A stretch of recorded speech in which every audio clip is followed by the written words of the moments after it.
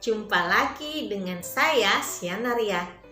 Di video pembelajaran kali ini kita akan belajar mengenai manajemen keuangan, khususnya mengenai fungsi dan tujuan dari mata kuliah kita mempelajari manajemen keuangan. Kenapa kita belajar manajemen keuangan, khususnya keuangan perusahaan?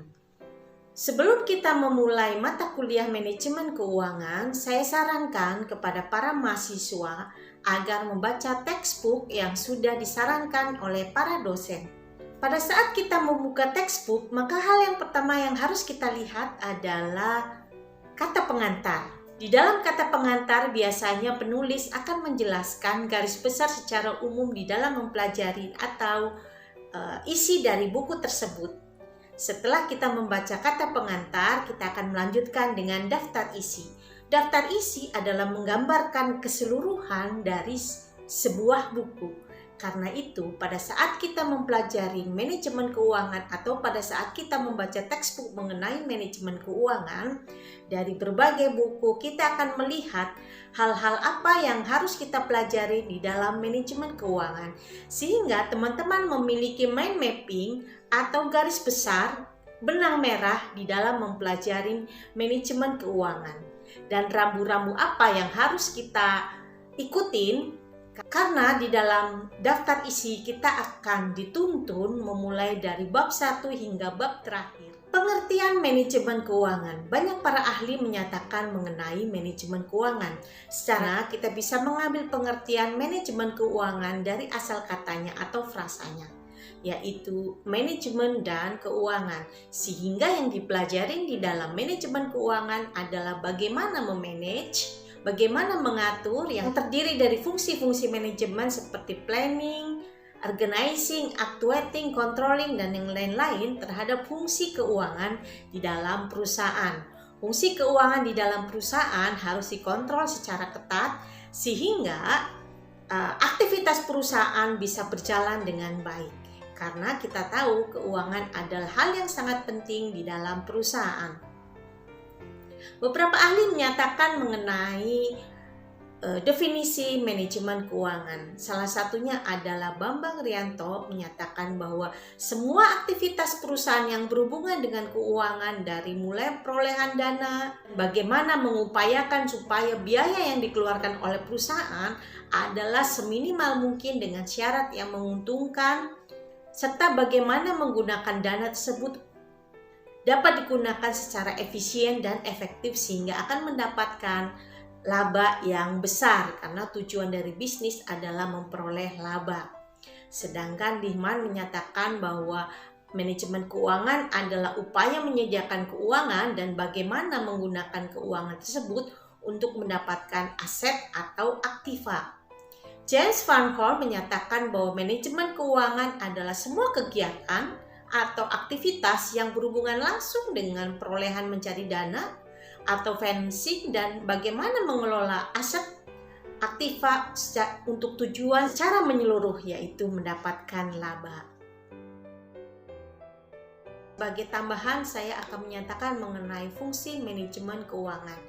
Jadi fungsi manajemen keuangan adalah bagaimana fungsi perencanaan, planning, fungsi budgeting, anggaran, fungsi pengendalian keuangan, controlling, fungsi pemeriksaan, auditing, dan fungsi laporan keuangan atau reporting.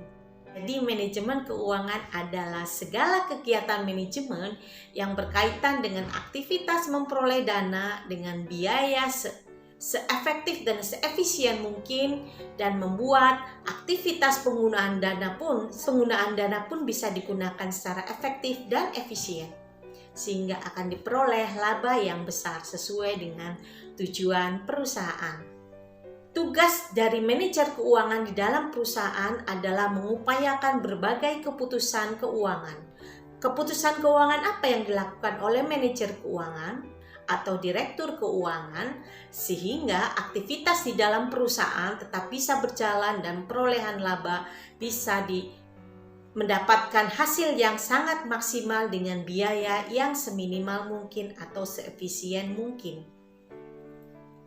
Jadi ruang lingkup manajemen keuangan yaitu tadi keputusan dari para manajer keuangan atau direktur keuangan mengenai keputusan pendanaan atau financing, yaitu kebijakan mencari dana perusahaan, misalnya kebijakan menerbitkan sejumlah obligasi atau hutang yang bisa berupa hutang jangka pendek atau jangka panjang di dalam perusahaan yang bisa saja bersumber dari internal atau eksternal.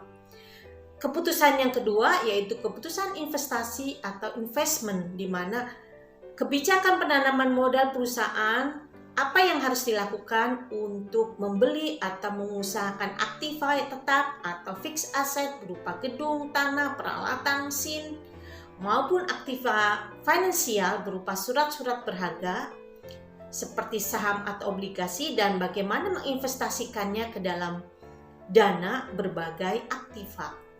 Keputusan yang harus dilakukan oleh manajer keuangan yang ketiga adalah keputusan pengelolaan aset. Bagaimana aset dimanajemenin ya secara efisien untuk pencapaian perusahaan. Secara mudah, tugas dari manajer keuangan atau direktur keuangan dapat kita lihat di dalam fungsi di laporan keuangan, khususnya laporan posisi keuangan atau neraca atau balance sheet, di mana laporan ini terdiri dari dua bagian, yaitu sisi kiri pasifa yang menyatakan mengenai harta dan sisi kanan atau pasifa. Fungsi yang pertama adalah fungsi pendanaan atau financing. Bagaimana tadi manajer atau direktur keuangan mengupayakan sisi pasifa ini dari aktivitas yang harus dilakukan berupa apakah mengusahakan hutang lancar, mengusahakan hutang jangka panjang, ataukah mengusahakan modal untuk mendapatkan pasifa atau pendanaan untuk aktivitas di dalam perusahaan. Fungsinya yaitu pendanaan atau financing ada di sisi kanan atau di sisi pasifa.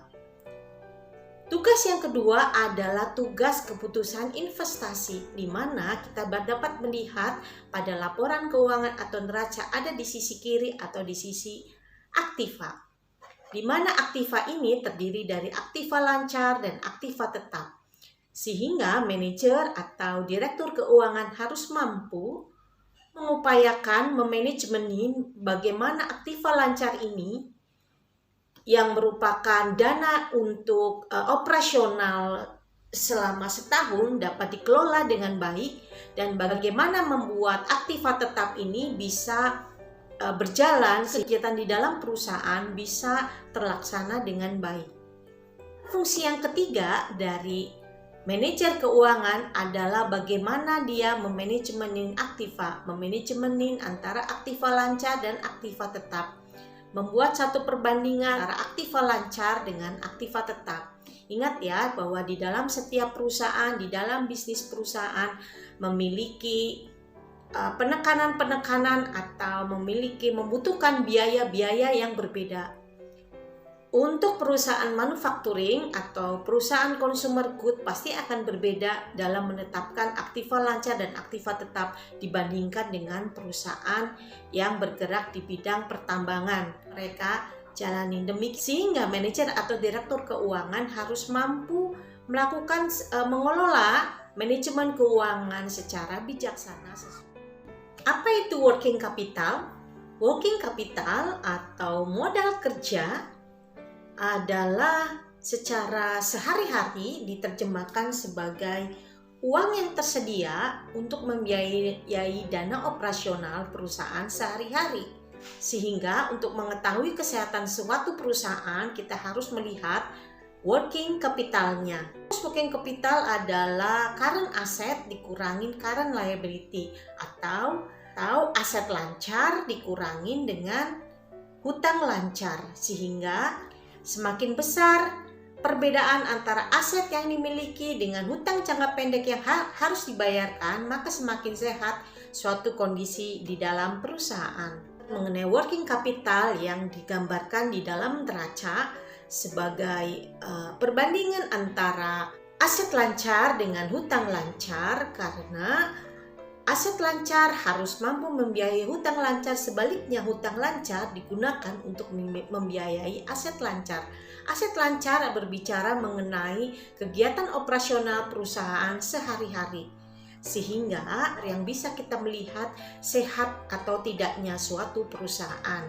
Tugas manajer keuangan atau direktur keuangan adalah mengusahakan suatu rasio working capital yang sehat sesuai dengan bidang usaha pekerjaan tersebut. Perusahaan consumer goods atau manufacturing akan memiliki working capital yang berbeda dengan perusahaan pertambangan. Kita dapat melihatnya di dalam laporan-laporan keuangan, khususnya perusahaan-perusahaan yang sudah go public.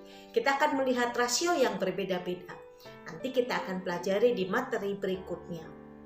Selanjutnya, manajer atau direktur keuangan harus mampu memanajemenin struktur modal atau capital structure.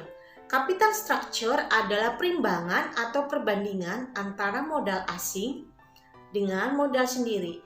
Modal asing dalam hal ini adalah hutang jangka panjang maupun hutang jangka pendek. Sehingga modal sendiri terdiri dari laba yang ditahan dan penyertaan kepemilikan modal.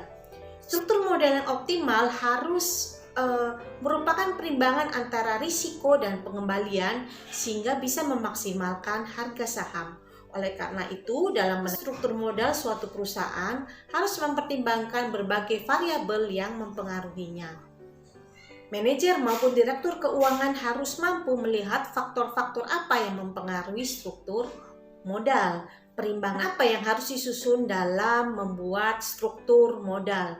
Hal-hal yang bisa mempengaruhi struktur modal atau tangibility, kemudian growth opportunity, perkembangan bisnis perusahaan, kemudian ukuran perusahaan atau firm size, profitabilitas, dan risiko bisnis. Itulah hal-hal yang harus dipertimbangkan di dalam penyusunan struktur modal. Capital budgeting yaitu keputusan yang mempengaruhi suatu perusahaan untuk jangka panjang sehingga perusahaan tidak kehilangan fleksibilitasnya. Penganggaran modal efektif akan menaikkan ketepatan waktu dan kualitas di dalam penambahan aktiva. Bahwa di dalam kemudian berinvestasi,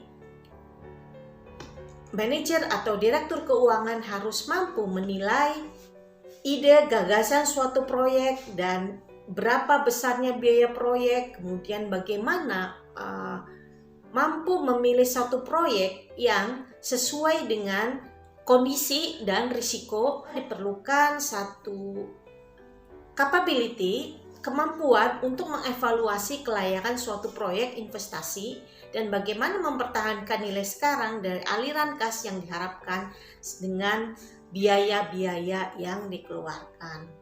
Biasanya capital budgeting akan berbicara seputar pengembangan produk baru atau pembelian aktiva baru, kemudian pengurangan biaya, bagaimana mengganti aktiva yang tidak efisien dan memodernisasi atas aktiva tetap.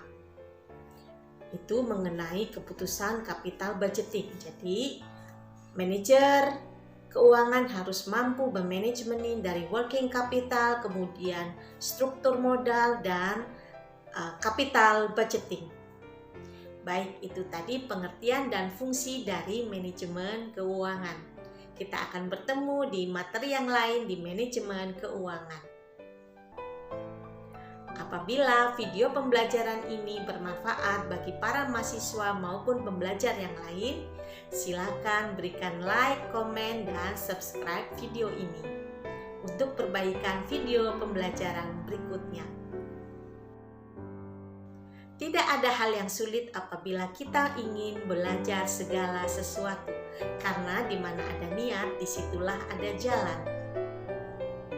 Sesuatu yang sulit karena kita belum terbiasa. Apabila kita sudah membiasakan diri, maka sesuatu yang sulit menjadi hal yang biasa.